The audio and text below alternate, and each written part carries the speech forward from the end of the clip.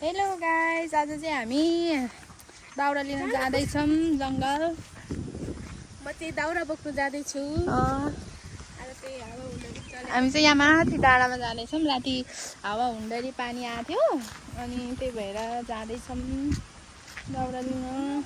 यस्तो छ मकैबारी हरियाली चारैतिर। ल हेर्नुहोस् है, हाम्रो गाउँठाउँ चाहिँ एकदम रमाइलो हरियो वन।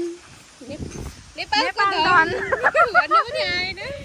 नेपालको धन चाहिँ दाउरा बोक्ने ठाउँमा आइसकेको छौँ। दाउराको भारी भनेको यही हो।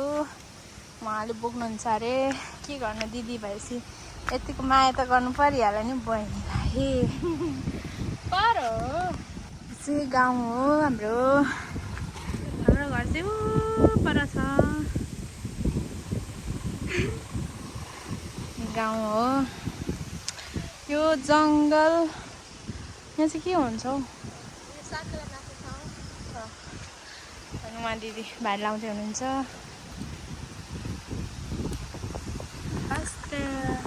मेरो चाहिँ दाउराको भारी भइसकेको छ। बहिनी अब हामी घर जाने यो बाटो चाहिँ ओह्रालो छ। हेर्नुहोस्, अब चाहिँ हामी घर जानु पर्ने हुन्छ। यो चाहिँ बहिनीको हो, त्यो चाहिँ सनिमको हो। के गर्नु, भाइ बहिनीहरूलाई थोरै पकाउनु पर्यो नि त। अब चाहिँ हामी घर जान्छौँ। हाम्रो चाहिँ गाउँ यस्तो छ, हरियो चारैतिर।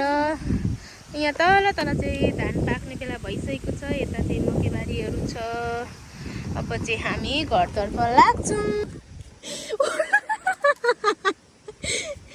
यता फर्किनु त भयो।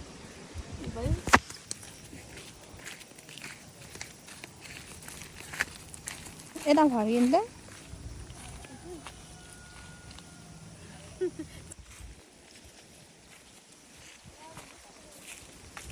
हाम्रो दिदी चाहिँ भारी बोकेर फर्किँदै हुनुहुन्छ।